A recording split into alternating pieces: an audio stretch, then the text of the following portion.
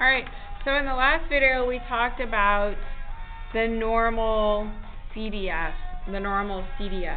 Today, in this video, we're going to talk about the other function covered in these notes called the INV norm function. INV norm. So for these problems, here's our normal distribution. Here's our mean.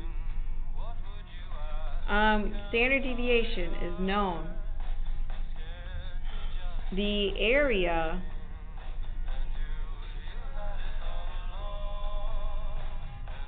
is known. What's unknown is either the LB or the UB. Those are question marks. That's the information we do not know. The lower bound or the upper bound. So for these, the three pieces of information you need to know before you resort to the calculator. You need to know the area, you need to know the standard deviation, and you need to know the mean. Okay? What makes these problems tricky is that sometimes this area is given to you in the problem, and other times this area is given to you in the problem. If you are given the area on the right in the problem, what you have to do is subtract it from 100% to get the area on the left. If for some reason, let's say you're looking for this right here, here's your mean, okay? Sometimes this area is given to you in the problem. This is not what you plug into the calculator. The calculator, do not plug that area into your calculator. The calculator wants the area, it expects the area to the left of the point you are looking for, not the area to the right. Okay? The area must be on the left. On the left. Okay, so we will see examples of that. You can get the area on the left by doing 100 minus the area. That will give you this area here. Okay? So three things. The area you're interested in, standard deviation, and the mean. So I'm going to work through more straightforward examples right here before we get into the more challenging problems.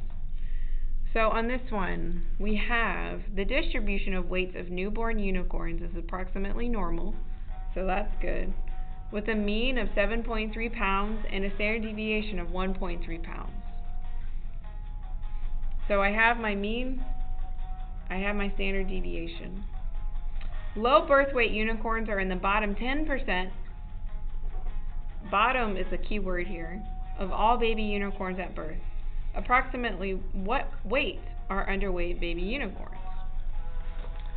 So I know that this 10% has something to do with the area.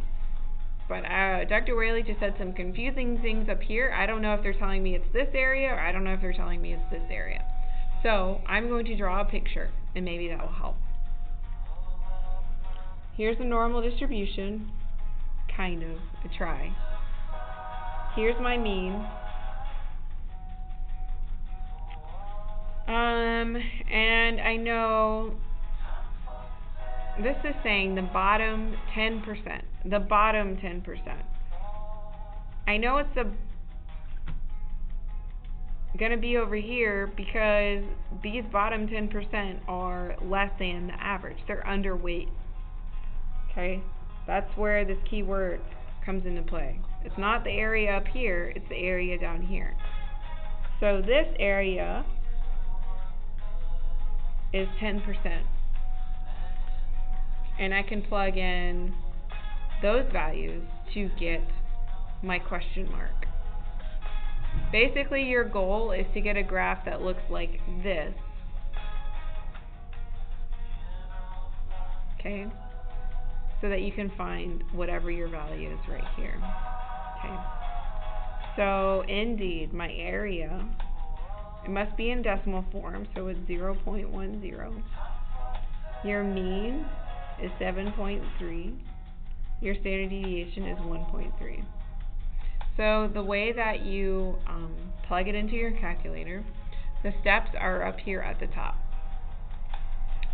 So let's do it together. I'm going to go to menu.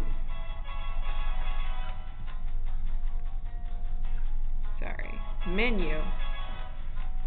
Then I'm going to go to statistics, which is number 6, and then distributions, which is 5. Inverse normal is number 3. And what do you know? It wants to know the area, it needs to know the mean, and the standard deviation. So in this case, the area is 0.1, the mean is 7.3, and the standard deviation is 1.3. So it gives me a value of 5.633983. 5.633983. You don't have to do anything at all with this number. This is your final answer. What this is telling you is that this question mark is 5.633. Let me round that to 3 decimal places. 5.634 pounds. This is in pounds. How do I know that? Well, it's in the problem. Okay? So whenever this is equal to 5.634, 10% of the population is to the left and 90% is to the right. Okay? Part B. How much would a baby unicorn need to weigh to be at the 25th percentile of all baby unicorns? So for this one, whenever you see that word percentile, what that's telling you is this is your area. Okay, so in this case, area equals 0.25. The 25th percentile means you're right here. It means this area is 25%. Okay. Your mean is somewhere here in the middle.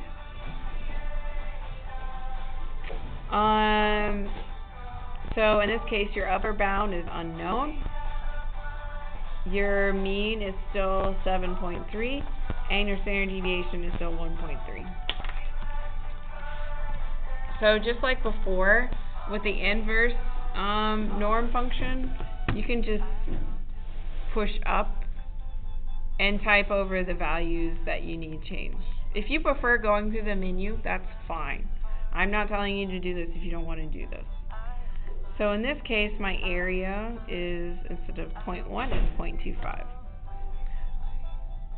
So whenever you weigh 6.423 pounds and you're a unicorn, then you weigh more than 25% of all other baby unicorns. So this answer is 6.423 lb. Okay. Not all problems are going to be this direct, however. I alluded to this in the beginning, but sometimes this is the area that's given in the problem, and you have to subtract it from 100 to get what you plug into the calculator. Okay? And part C is an example of that. So let's look at part C. How much would a baby unicorn need to weigh to be one of the heaviest 5% of all baby unicorns? Alright. I know that this has something to do with the area. It's a percent. So I'm going to draw a picture. Here's my mean. If I am in the heaviest 5%,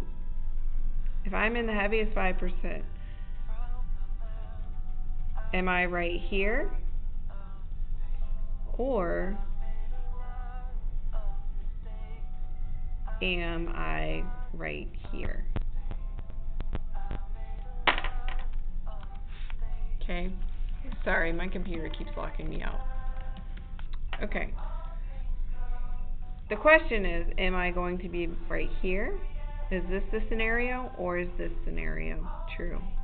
If you're in the heaviest 5%, do you weigh more than 5% of the people and 95% of the people weigh more than you? Or do you weigh more than 95% of the people and only 5% weigh more than you? Well, this is key word here, heaviest, means you're going to be this scenario right here. Okay? But if I go back and look, whenever you're plugging into this function, you want the area on the left. You don't plug in the area on the right. This was a no. You don't plug in the area on the right. So for this case, your area that you plug into the calculator is going to be this area right here. I know that this plus that equals 100, so this has to be 95%. Your mean is still 7.3, and your standard deviation is 1.3. Okay? So, INV norm, because we are looking for the x value, not the percentage. The percentage is given.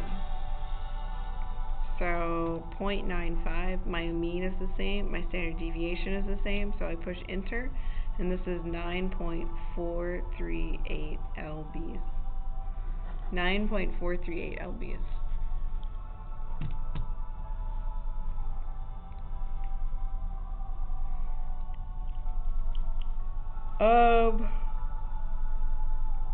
I'm going to do one more of an example using the INV norm function. And just as a recall, whenever you see the INV norm, the first number needs to be the area, the next number needs to be the mean, and the next number needs to be your standard deviation. Okay. So, let's talk about the problem we skipped, class comparisons. Suppose scores on a wizard training test follow a normal distribution. The scores in Gryffindor have a mean of 60 and a standard deviation of 20, and the scores in the same test in Ravenclaw have a mean of 60 and a standard deviation of 10. So Hermione is in Gryffindor, she was in the top 2%. Luna Lovegood was in Ravenclaw, and she scored in the top 5%. Who had the higher score? Well, I'm going to go ahead and divide this in two.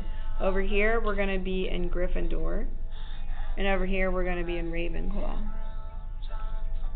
Alright, so in Gryffindor, the mean is 60, and the standard deviation is 20.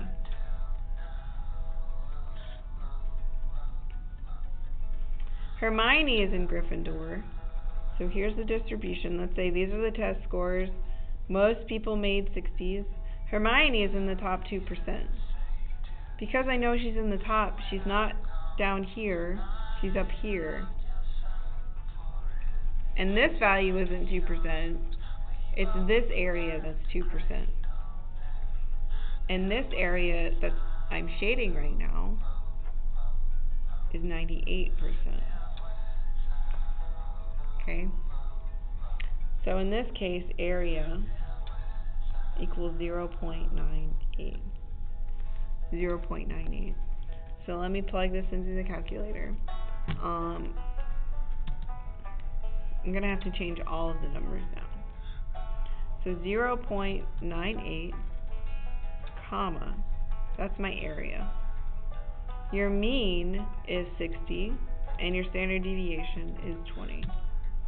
So Hermione got a really high test score. She made a 101.075. That was her test score. Let's try Ravenclaw. Luna Lovegood scored in the top 5%.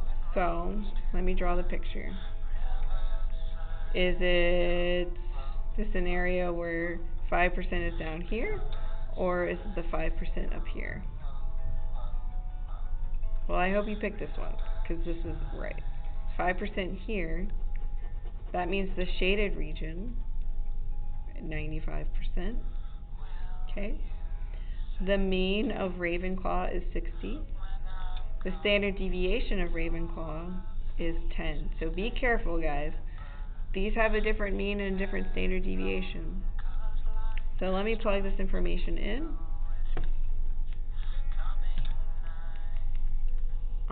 Standard deviation is now 10. And the area is 0.95 because she was only in the top 5%.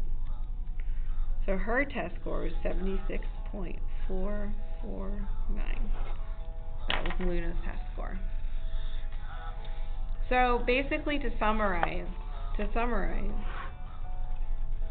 norm CDF is whenever you know LB, UB, you know the mean, and you know the standard deviation.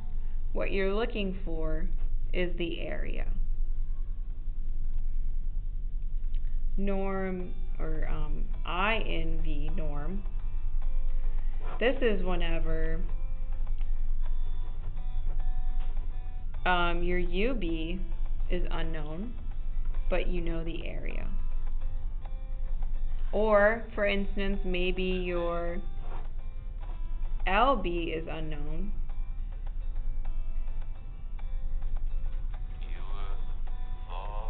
you're given this area, and you need to subtract to find this one to plug into the calculator.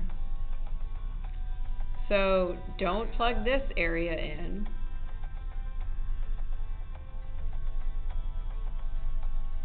Into the calculator. This is the area you plug into the calculator. Also, the mean is known and the standard deviation is also known. Mean and standard deviation are known. So that's a quick rundown of what we went over in class on Monday and Tuesday.